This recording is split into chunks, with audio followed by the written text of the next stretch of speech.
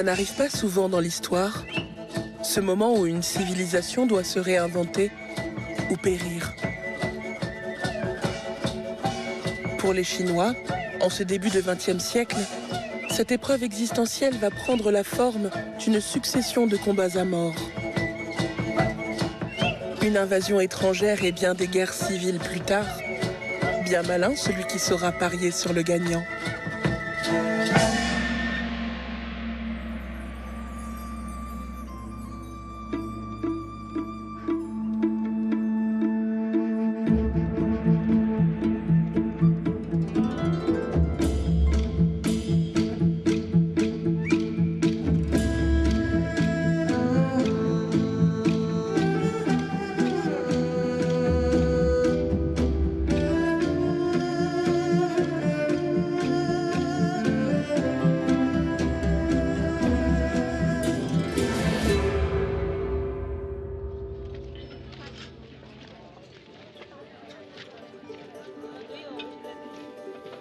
Avant tout, il faut en finir avec cet empire immémorial.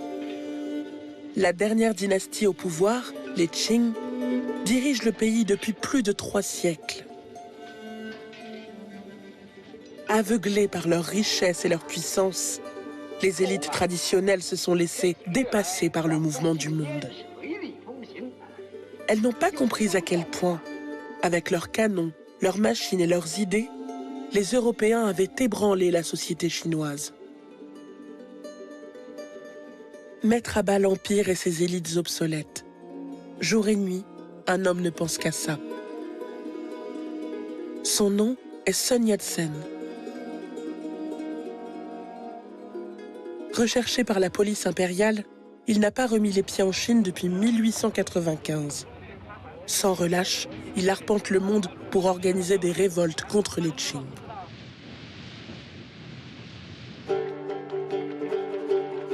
Sun Yat-sen n'est pas un Chinois comme les autres. Éduqué à Hawaï et à Hong Kong, c'est un homme de la diaspora. De Singapour à San Francisco, de Londres à Kuala Lumpur, la diaspora chinoise est immense et bien implantée. Elle s'est constituée au milieu du XIXe siècle, quand des millions de Chinois ont dû fuir la guerre civile et le chaos.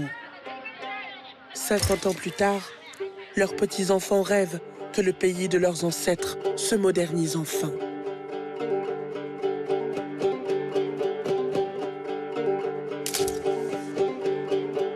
Ce rêve, nul ne l'incarne mieux que Sun Yat-sen. Sun Yat-sen, he's a much more Sun Yat-sen est beaucoup plus sensible aux questions internationales que les intellectuels de la génération précédente. Cela lui donne plusieurs avantages. Il est capable de voir ce qui se passe dans le monde et de se demander comment la Chine doit réagir à ces changements.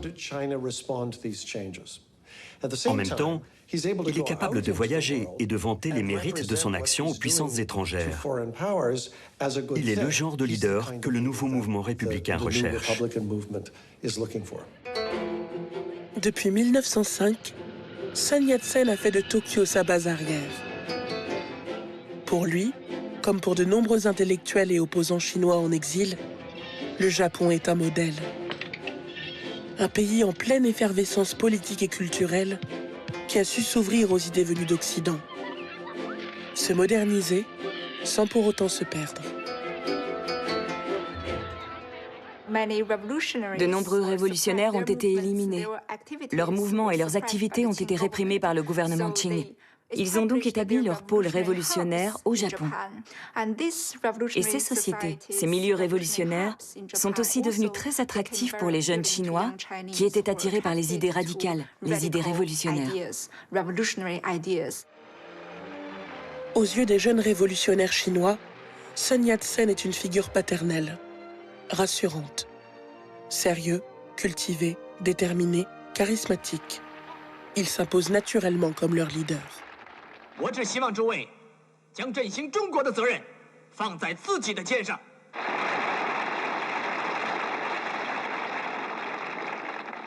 日本维新之初，也不过是一些有志之士所原动力罢了。仅仅30多年，就使日本跻身于世界6大强国之一。我们有数千万人的青年，一同努力做去，难道还不能成功吗？ Parmi les jeunes admirateurs de Sun Yat-sen, on compte de nombreux officiers que la dynastie au pouvoir, les Qing, a envoyés se faire former au Japon. De retour en Chine, ils seront déterminés à renverser le régime qui les a recrutés.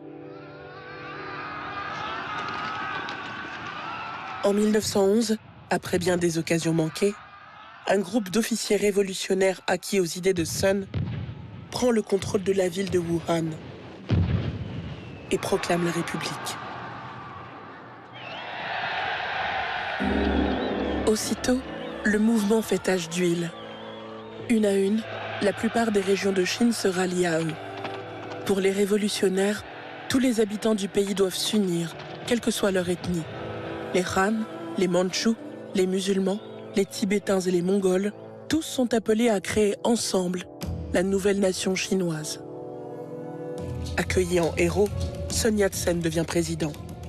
Il établit à Nanjing la capitale de la République chinoise. C'est la fin de 2000 ans de régime impérial.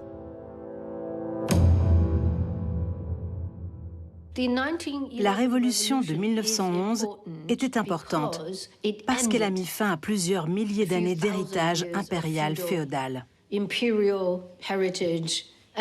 Sun Yat-sen a essayé de réformer la culture chinoise. Dès le premier jour de son mandat, il a publié de nombreux textes qu'il préparait depuis longtemps déjà, pour abolir la polygamie, pour abolir le bandage des pieds, pour abolir plein de choses. Il voulait vraiment que la Chine modernise son modèle familial. Ça allait être un long chemin, semé d'embûches, mais il fallait commencer. Mais Sun Yat-sen n'aura pas le temps de mettre ses réformes en œuvre.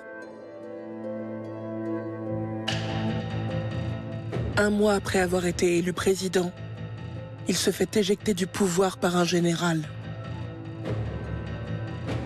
Sans armée, réduit à l'impuissance, Sun quitte Nanjing et entame une longue traversée du désert. Lui qui rêve de rendre à son pays sa grandeur, souffrira de le voir bientôt se fragmenter en une dizaine de provinces, dirigées par ceux que l'on appelle les seigneurs de la guerre. La révolution chinoise est en train de virer au cauchemar. Les seigneurs de la guerre passent leur temps à s'affronter. Mais ils se mettent d'accord pour conserver un gouvernement central à Beijing. C'est plus pratique pour la diplomatie. Derrière cette apparence d'unité, la Chine sombre bel et bien dans le chaos. Une guerre civile permanente qui, sous une forme ou une autre, va durer pendant des décennies.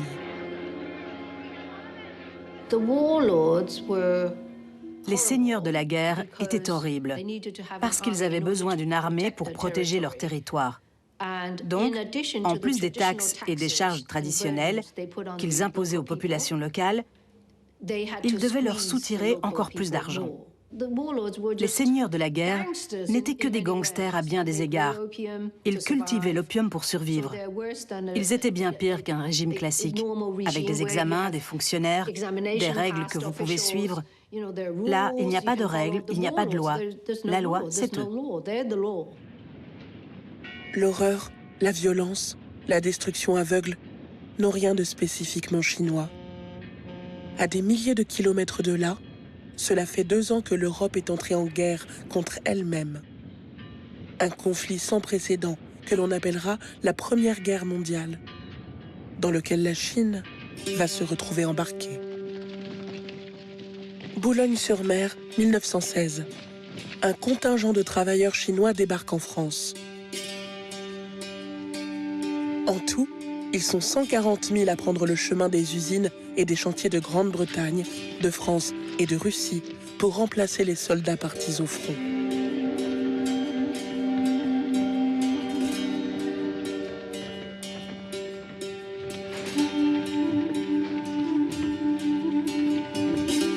Ces ouvriers ont été envoyés par le pouvoir central de Beijing. Car, après avoir analysé les rapports de force en Europe, les seigneurs de la guerre ont décidé de miser sur les Alliés contre l'Allemagne.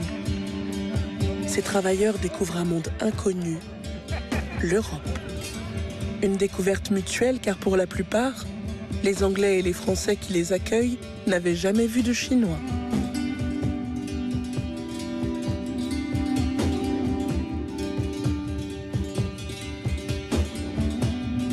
Grâce à l'envoi de ces travailleurs, Beijing espère récupérer à la fin du conflit l'ensemble des concessions que les Européens occupent en Chine depuis la fin de l'époque impériale.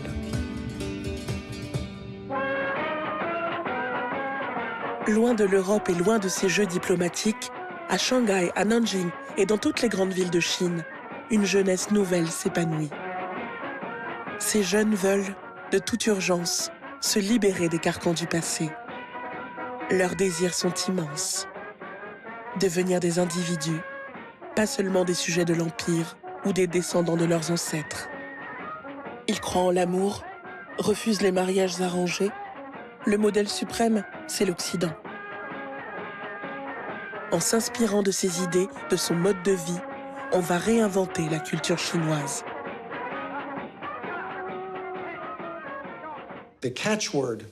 Le mot d'ordre, à la fin des années 1910, était « nouvelle culture ». Les Chinois allaient se créer une nouvelle culture, une culture plus démocratique, plus mondiale. Et cela se poursuit dans les années 20, en particulier dans les zones urbaines, de sorte que la Chine urbaine commence à se transformer. Les stéréotypes de genre, les rôles professionnels changent, générant de grands espoirs et de grandes attentes.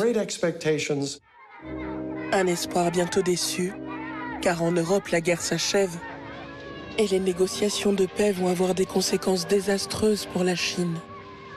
Le Japon, qui fait aussi partie du camp des vainqueurs, exige d'obtenir de nouveaux territoires en Chine. Réunis à Paris, les Alliés accèdent à toutes les demandes japonaises. Faible, éclatée en plusieurs morceaux, la Chine a beau avoir une délégation sur place, elle ne se fait pas entendre. Incapables de s'opposer aux intérêts étrangers, les seigneurs de la guerre cèdent aux diktats des Alliés. Pour nombre de jeunes Chinois, c'est insupportable.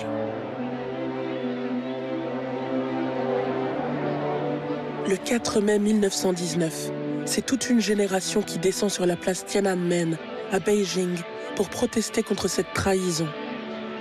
Un mouvement de ce type, c'est du jamais vu en Chine. La naissance d'une opinion publique. Ces jeunes sont aussi furieux contre les seigneurs de la guerre qu'ils sont déçus par la duplicité des Occidentaux.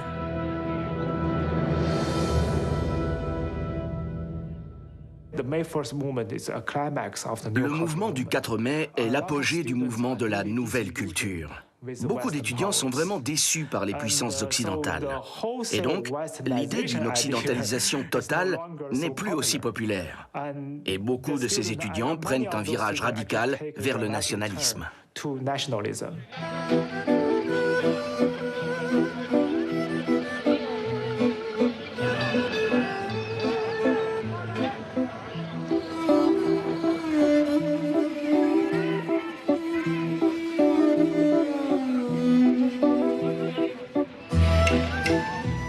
Elle est troublante pourtant, la nonchalance de ces Occidentaux qui se sentent chez eux partout sur cette terre.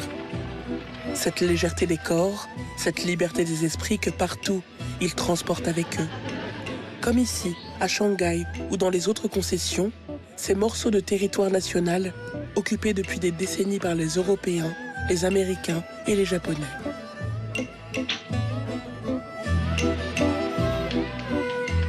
Il est tentant leur projet de civilisation où l'on prône la liberté, le bonheur, la consommation.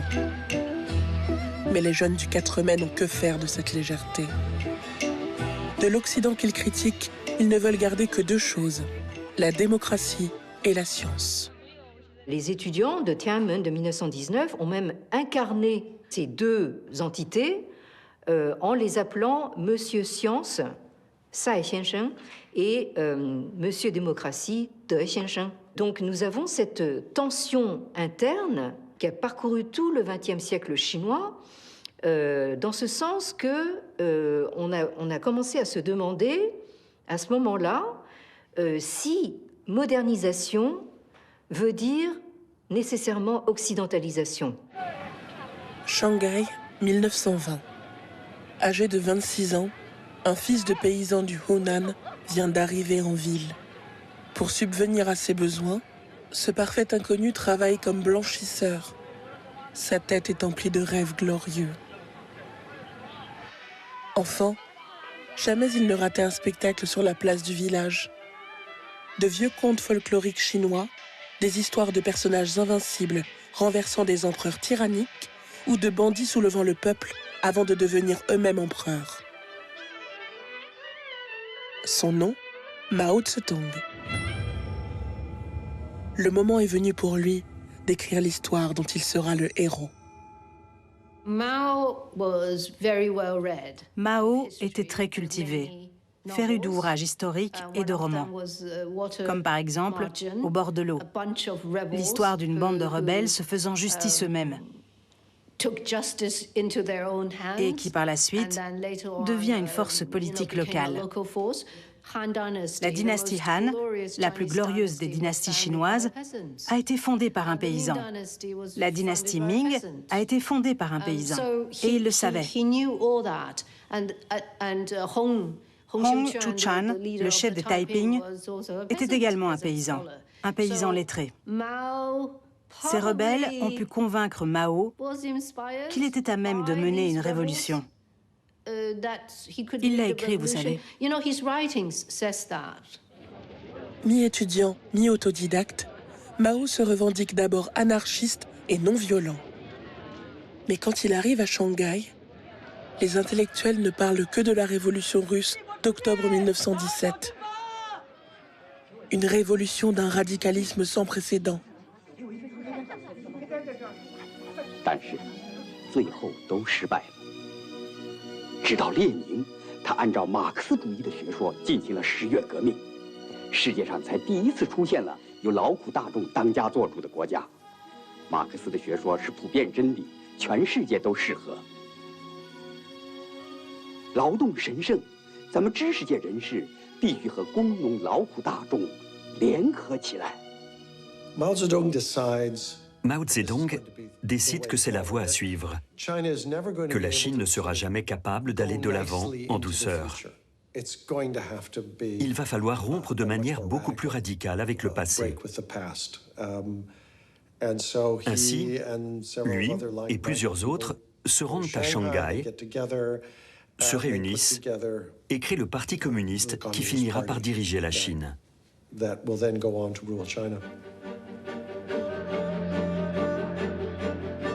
Mais pour le moment, le Parti communiste ne représente pas grand-chose.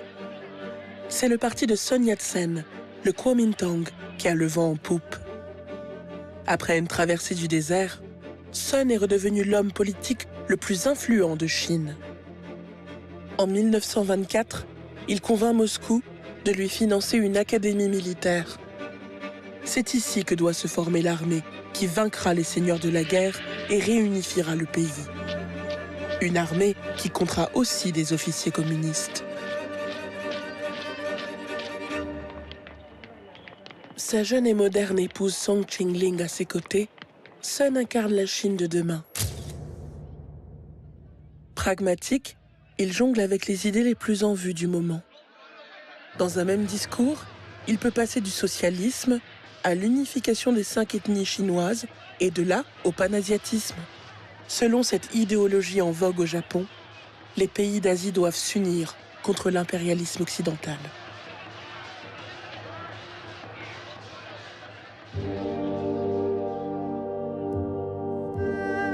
En 1925, Sun Yat-sen meurt d'un cancer à l'âge de 58 ans.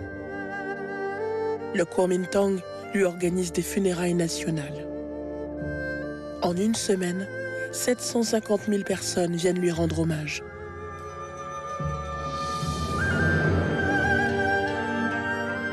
Sun Yat-sen n'a exercé le pouvoir qu'un mois, au lendemain de la révolution de 1911, mais son décès le fait accéder au statut de père de la nation.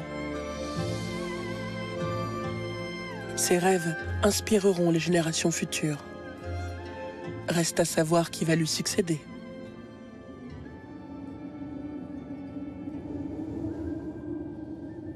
Parmi tous les candidats, le plus redoutable s'appelle Chiang Kai-shek. C'est le commandant de l'Académie militaire du Kuomintang, l'ancien bras droit de Sun Yat-sen. L'ambition de Chiang est sans limite. Pour s'imposer, il fait tuer ses principaux rivaux au sein du parti nationaliste. Rien ni personne ne doit jamais ralentir sa marche. 2 ans plus tard, il réussira son coup de maître en épousant Song Mei-ling, la belle-sœur du grand homme. Fille de l'un des plus grands soutiens financiers du Kuomintang, éduquée dans l'une des meilleures universités américaines, les sœurs Song appartiennent à la crème de la crème. Mais l'histoire va en faire des adversaires. Alors que Song Ching-ling, la veuve de Sun Yat-sen, se rapproche des communistes, Song Mei-ling, la femme de Chiang Kai-shek, les déteste. Elle sera l'atout indispensable de son mari. Up to the present, the women of China have lived a more or less sheltered life. They have been noted for their patience, their modesty, their self-sacrifice, and their ability to efface themselves. Dr. Sun Yat-sen, in his 3 principles of government, has given women economic and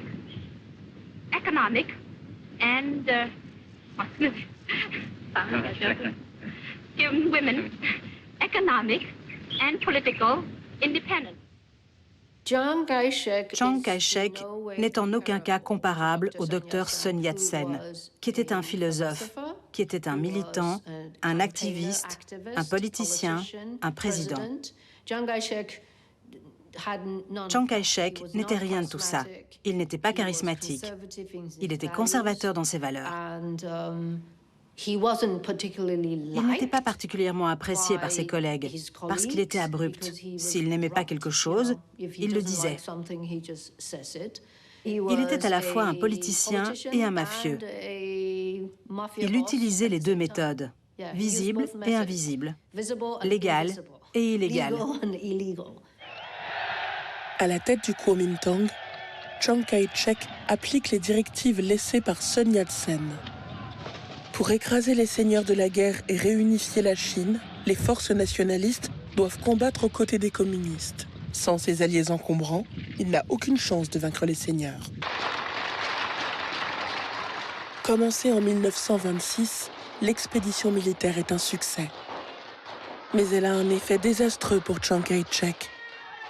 Car partout où les bataillons communistes passent, ils sont accueillis avec enthousiasme.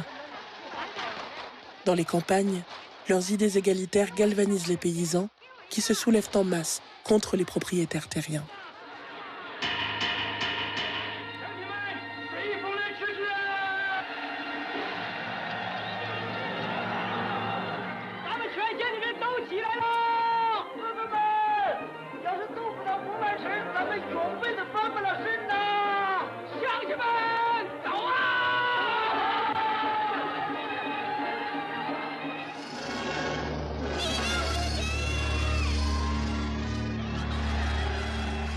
En ville aussi, les communistes gagnent du terrain.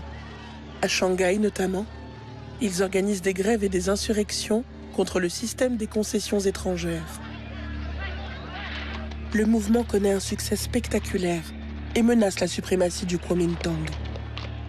Pour Chiang Kai-shek, c'en est trop.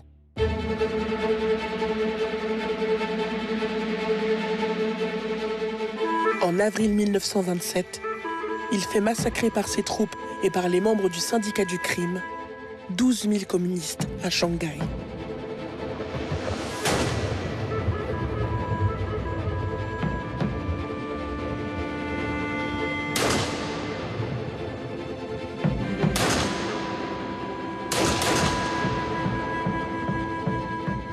Mais ça ne lui suffit pas.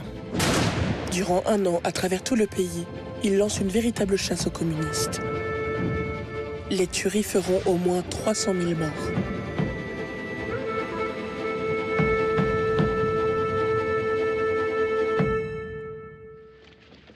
Absent de Shanghai, toujours en mouvement, Mao Tse-tung en réchappe. Les communistes plongent dans la clandestinité. Ils fuient pour sauver leur peau, traversant des villes et des villages, des rivières et des forêts. Les dirigeants communistes sont pour la plupart des enfants des villes. Auprès des paysans, ils découvrent un pays inconnu. Leur combat prend un sens nouveau. C'est pour cette Chine aussi qu'ils se battent. Celle des campagnes, celle de l'extrême misère. Dans ces terres déshéritées aux quatre coins du pays, les communistes entreprennent de reconstituer leurs forces pour le combat qui s'annonce. Chiang pensait que ce serait la fin du communisme en Chine, la fin de la menace de subversion dans ses propres rangs, et qu'il pourrait ensuite créer la République dont il rêvait. Or, cela n'a pas détruit le mouvement communiste. Au contraire, ça les a ravivés et les a convaincus de ne plus collaborer avec le Parti nationaliste. Les communistes allaient créer leur propre organisation, entrer dans la clandestinité. Ils allaient s'infiltrer et mener une révolution contre Chiang Kai-shek.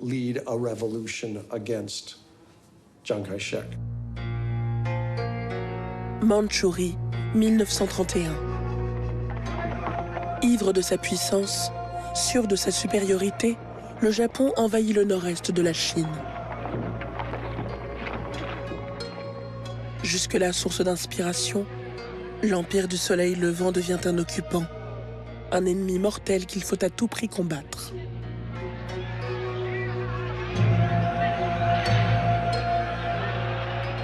Pourtant, Chiang Kai-shek décide d'ignorer l'invasion de la Mandchourie, suscitant l'incompréhension et la colère de millions de Chinois. Il s'obstine à dire que l'ennemi véritable, ce ne sont pas les Japonais mais bien les communistes, qu'il compare à une maladie mortelle. Pour combattre ses ennemis là où ils sont le plus forts, Chiang a besoin d'une idéologie. En 1934, il lance le mouvement de la vie nouvelle. Pour lui, la Chine ne pourra se régénérer qu'en renouant avec ses valeurs traditionnelles. L'ordre, la famille, la piété, le respect des ancêtres, tout est là. Dans la Chine de Chiang Kai-shek, il faut être sage et discipliné. Ne pas dépenser trop d'argent, ne pas boire ou consommer de l'opium, ne pas cracher par terre, être courtois, sobre, galant et patriote. Il détestait les crachats. Il pensait que c'était une coutume chinoise qui devait disparaître. Chiang Kai-shek était très inspiré par les régimes autoritaires. Le Japon et l'Allemagne ont eu une influence très importante sur lui. L'Allemagne nazie aussi.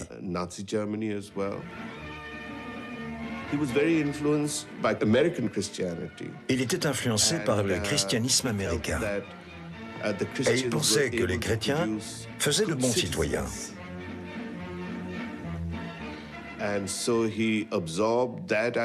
Il a donc assimilé cette idée et l'a combinée avec des idées confucéennes, des doctrines éthiques confucéennes, dans une sorte d'idéologie autoritaire conservatrice.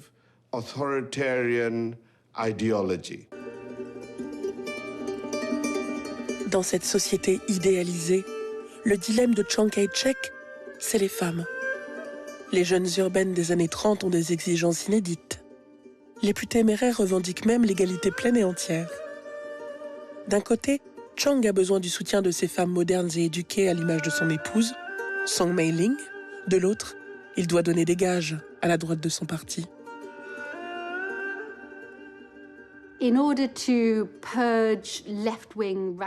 Afin de purger les tendances radicales de gauche au sein du parti, le Kuomintang, les nationalistes se sont plutôt alliés aux structures traditionnelles du pouvoir, détenues le plus souvent par les hommes, le système patriarcal dans les campagnes chinoises.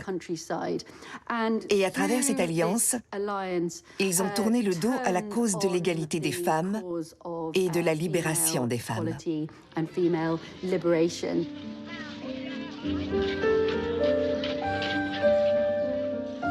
Le modèle que propose Chiang Kai-shek aux femmes n'a rien d'évident. Être patriotique, ne pas réclamer ouvertement l'égalité, se contenter de jouer le rôle d'une femme moderne, éduquée mais consommatrice, intelligente mais désirable. Pour bien des femmes urbaines et éduquées, ce modèle occidental est un beau trompe-l'œil.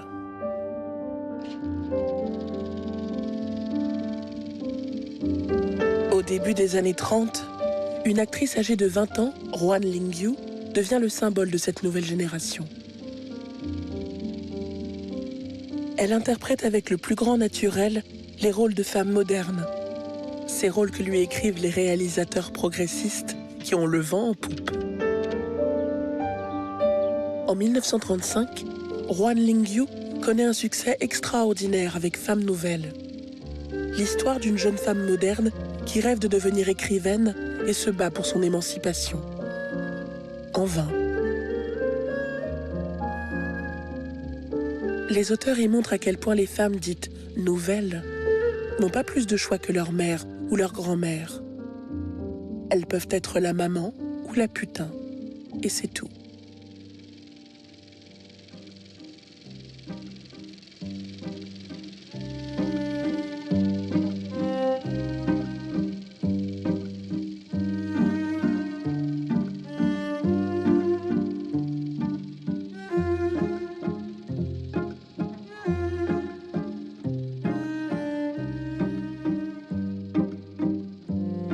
Contemplant la misère de son aliénation, l'héroïne de cette terrible histoire n'a plus qu'une issue, le suicide.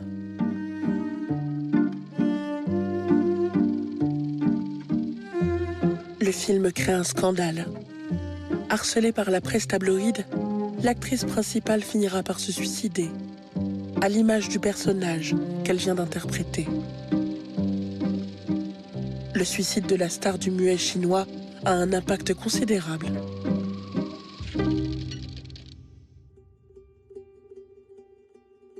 Ces funérailles sont suivies par plus de 100 000 personnes. Le cortège fait près de 5 km de long. Et comme une ultime mise en abîme, 3 femmes se suicident durant l'événement. Le film ne parle pas explicitement de communisme, mais je pense que le message est très clair.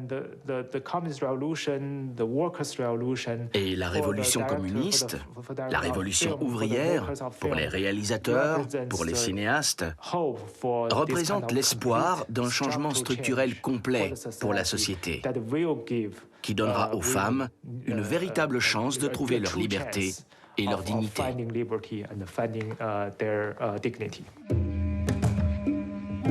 Beaucoup de ces femmes nouvelles vont rejoindre les communistes dans les campagnes où ils se sont réfugiés. Ces derniers sont contre les mariages arrangés. Ils se proclament attachés à l'égalité des sexes. La vie chez eux est certainement meilleure que dans les villes tenues par Chiang Kai-shek.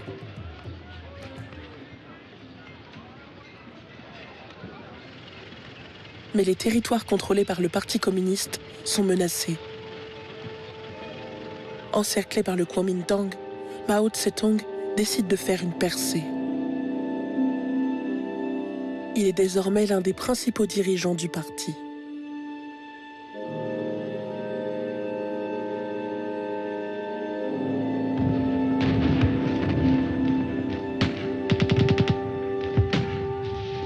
Les combats sont meurtriers. Et Mao a compris que pour survivre à cette guerre, il faut tenter l'impossible. Traverser des rivières sous la mitraille, franchir des cols à 4000 mètres d'altitude, limiter les pertes et les tentatives de désertion. Pour atteindre leur but, les 130 000 soldats et militants de la toute jeune armée rouge parcourent 12 000 kilomètres en un an. À l'arrivée, dans leur nouveau bastion du Shanxi, il en restera à peine 20 000. Les pertes sont considérables, mais sans cette longue marche, le Parti communiste aurait pu être anéanti. Mao Tse-tung, qui l'a dirigé, s'impose comme l'homme fort du parti. Cette épreuve terrible devient sa geste héroïque. Mao s'était suffisamment adapté à son environnement pour ne pas être un marxiste doctrinaire. La révolution devait être une révolution de la classe ouvrière. Toute la théorie de Marx expliquait pourquoi c'était la classe ouvrière industrielle urbaine qui devait mener la révolution. Mais qu'a fait Mao? Je pense que la chose la plus importante dans la sinisation du communisme selon Mao, c'est le fait qu'il a créé une révolution paysanne. Oui, il a développé une révolution paysanne.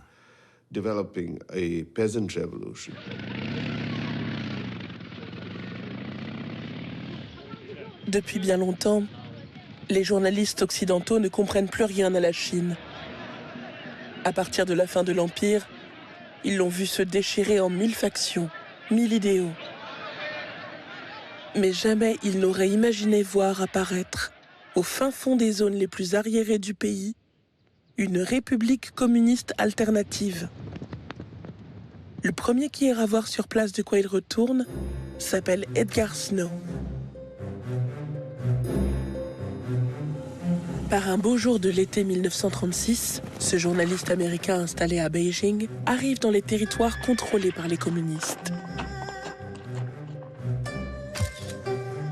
Caméra au point, Snow est accueilli par 3 dignitaires du parti.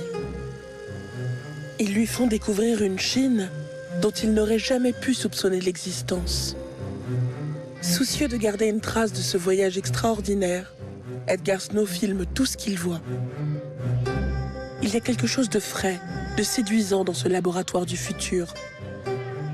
L'atmosphère est détendue et fraternelle.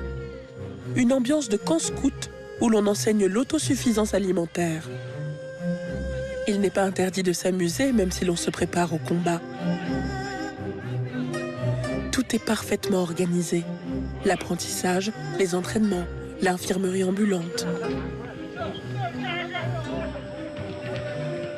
Edgar Snow passe 4 mois dans cette drôle de colonie de vacances.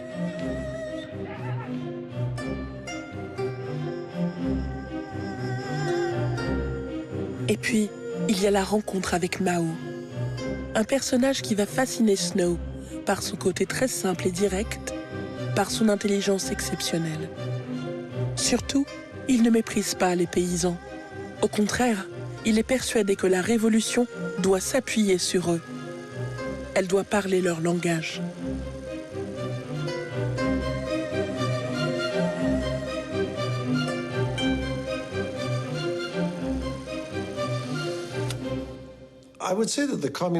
Je dirais que les communistes inventent tout au fur et à mesure. Ils manquent de matériaux de construction, alors ils construisent des maisons en creusant les falaises et ils vivent là. Ils ne peuvent pas vraiment offrir d'avantages financiers, alors ils offrent ce qu'en chinois on appelle des avantages spirituels. Ils encouragent les gens, ils les traitent bien, ils les rassemblent dans des collectifs, subviennent à leurs besoins dans la mesure du possible.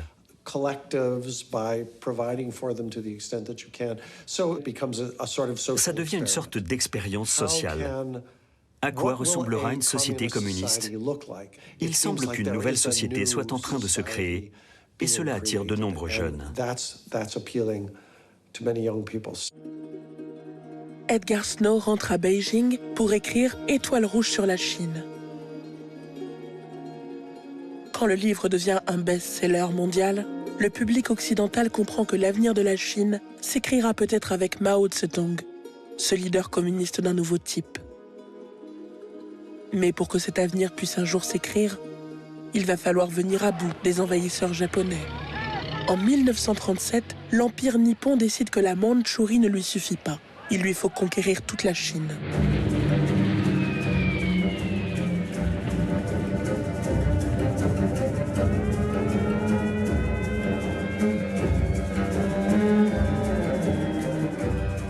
Après avoir bombardé et occupé Shanghai, l'armée impériale japonaise attaque Nanjing, la capitale du camp nationaliste. Là, les soldats japonais, encouragés par leurs officiers, commettent le pire. Viols, pillages, meurtres systématiques de civils, une horreur sans nom. Le massacre de Nanjing a mis fin à toute possibilité de collaborer avec le Japon. Les Japonais ont anéanti toute possibilité de créer une alliance avec la Chine. Et en même temps, les répercussions internationales sont énormes. Cette histoire a connu un retentissement mondial. Le Japon est vu comme une nation paria, une nation barbare. C'est le début de la Seconde Guerre mondiale, que l'on date généralement à 1939, mais qui commence réellement à Nanjing en 1937. Lorsque l'Europe entre en guerre et que l'Allemagne et le Japon deviennent alliés, le destin du Japon est scellé, car le monde est uni, non seulement contre l'Allemagne, mais aussi contre le Japon. En Chine, l'agression japonaise a réussi l'impensable. Unir contre les envahisseurs les frères ennemis du Parti communiste et du Kuomintang. C'est la réunion des sœurs Song qui devient le symbole de l'unité nationale retrouvée. Cela fait 10 ans que la veuve de Sun Yat-sen, qui soutient les communistes, et l'épouse de Chiang Kai-shek, qui les déteste, ne sont pas apparues ensemble. Elles se font maintenant un devoir de mettre en scène leur solidarité. Qu'il s'agisse de visiter un jardin d'enfants ou de remonter le moral des soldats, elles sont là. Comme pour bien faire comprendre à tous que pour sauver le pays, le moment est venu d'oublier les rancœurs du passé.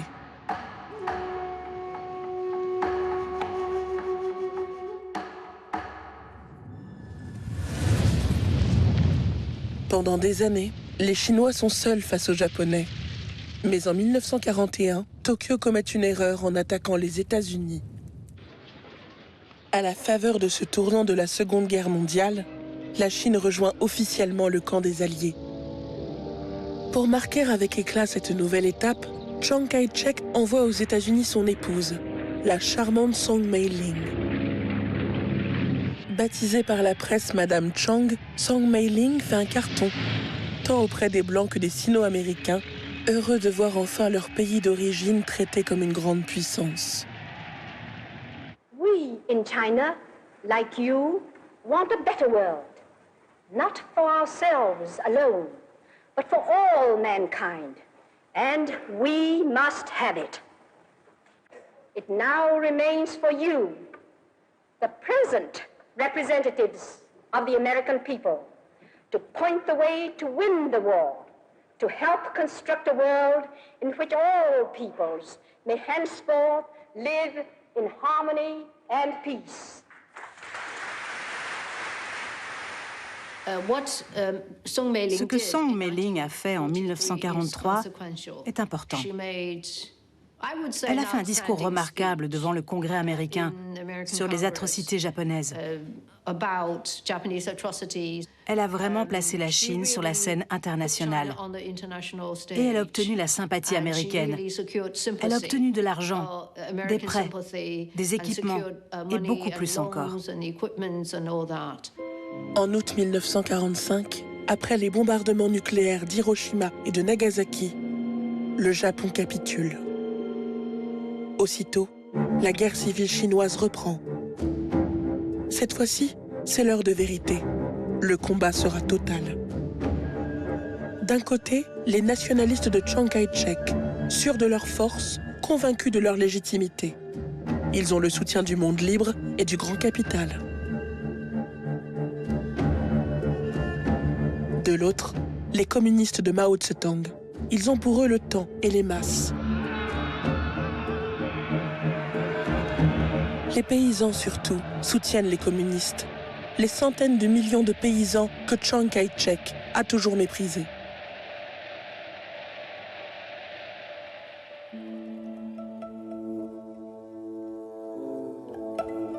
Début 1949, après plus de 3 ans d'une guerre civile extrêmement meurtrière, le leader nationaliste doit se résoudre à l'évidence. Il va perdre. Chiang Kai-shek prépare alors le repli de sa république nationaliste sur l'île de Taïwan. Pour se consoler de la défaite, il se donne comme mission de préserver la Chine éternelle. en emportant avec lui tout ce qu'il peut justement de l'héritage. C'est pour ça que le Kugong, donc le palais de Taipei, regorge justement de tous les trésors qui ont été emportés du continent. Hein. Bon. Tout ça, c'est dans l'espoir justement de perpétuer cette Chine éternelle, au fond, cette Chine traditionnelle, sur l'île. Alors, vous voyez un petit peu le pathétique de la situation. Hein. Quelqu'un qui a régné sur la Chine entière, qui est à l'échelle d'un continent, se retrouve enserré sur une île minuscule. Hein. C'est un petit peu comme si, voilà, enfin, le gouvernement français était obligé de se réfugier en Corse, quoi. Beijing, 1er octobre 1949. Pour la première fois depuis la révolution de 1911 et la fin de l'Empire 38 ans auparavant, la Chine continentale est unie derrière un seul homme.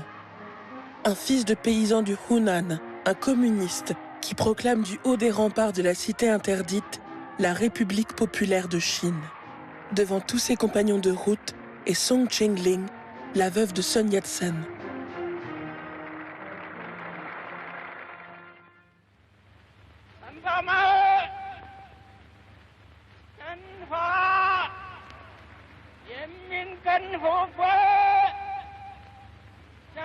La voix de Mao s'envole. C'est un instant magique.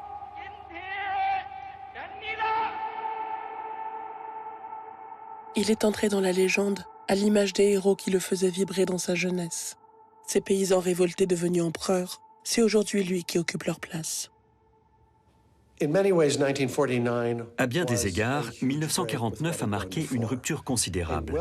Un parti politique bien structuré était arrivé au pouvoir.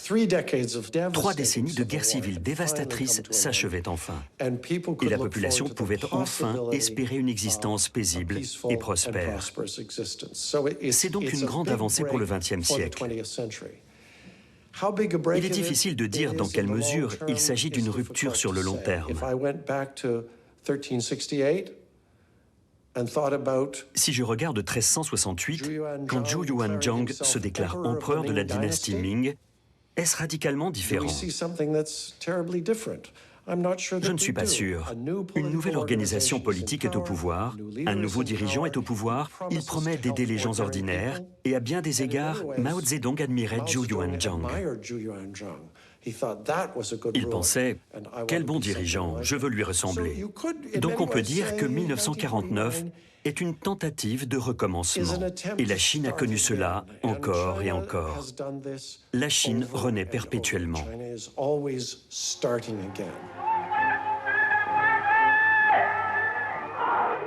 Mais le XXe siècle n'a rien à voir avec l'époque des Ming. La Chine ne peut plus se contenter de vivre dans un splendide isolement. Contrairement aux empereurs du passé, Mao a un projet pour le monde. À la tête du pays le plus peuplé de la planète, il se voit non seulement comme un chef d'État, mais comme le fer de lance de la révolution mondiale.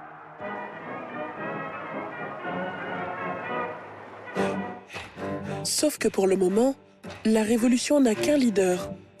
Il s'appelle Joseph Staline et il dirige d'une main de fer l'Union soviétique, tout comme le mouvement communiste international. Surtout, Mao a besoin de lui.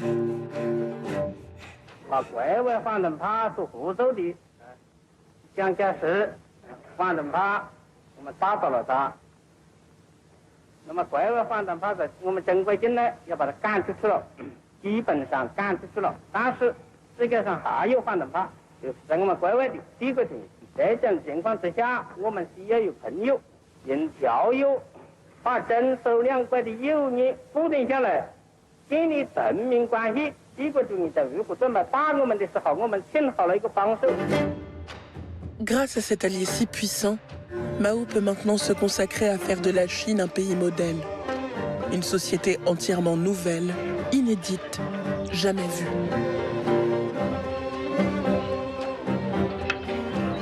Et pour Mao, la société, c'est d'abord l'immense contingent des paysans pauvres.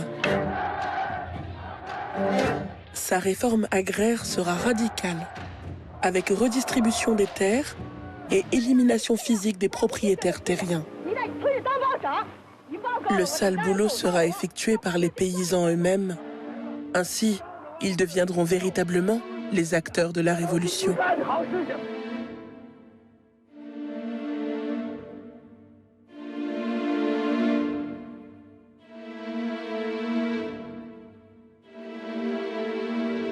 Mao aime à dire que la révolution n'est pas un dîner de gala. La sienne, en tout cas, est un pacte de sang. Mao est pressé. Pour lui, aucun rêve n'est jamais assez grand, rien ne va jamais assez vite. Le pays est pauvre, sous-développé, qu'à cela ne tienne. Grâce à son nouveau projet, le grand bond en avant, Mao va en faire une grande puissance. D'ici 15 ans, il en est certain, la Chine sera plus riche que le Royaume-Uni. Pour y parvenir, c'est très simple. Mao, le penseur suprême, a tout prévu. Les paysans vont fabriquer de l'acier dans de petits fourneaux installés dans chaque village. Mais le métal est de mauvaise qualité et la production agricole se met à chuter, radicalement. Car plus personne n'a le temps de cultiver. Hélas, le réel est contre-révolutionnaire. Hélas, le réel résiste. De peur d'être torturés ou tués, les cadres du parti mentent sur les chiffres de production, au point d'en arriver à une terrible famine. Bilan, 30 millions de morts.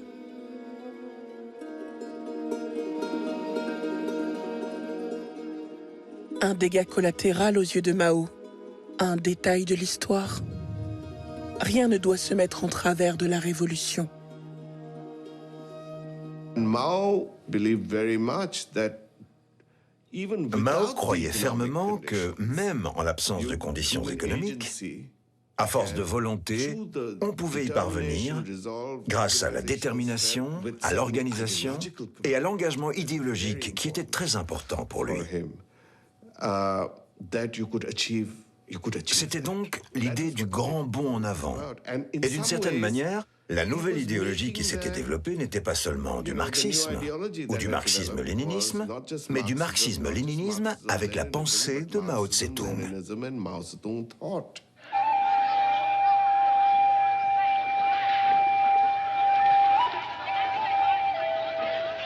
Au lendemain du grand bond en avant, les camarades de Mao l'écartent en douceur. Il ne dit rien. Il se fait discret, le temps que les esprits se calment. Il pourrait même disparaître. Qui sait? Mais ce serait mal le connaître. En 1966, il a 70 ans. Devant les caméras, entouré de milliers de jeunes, il nage dans le fleuve Yangtze pour bien montrer à tous qu'il reste le maître du jeu. Décidé à accéder à l'immortalité, le vieux leader va s'appuyer sur la jeunesse pour faire de la Chine le phare mondial du communisme. Une révolution dans la révolution qui va mettre le pays à feu et à sang et dont le résultat inattendu changera la face du monde.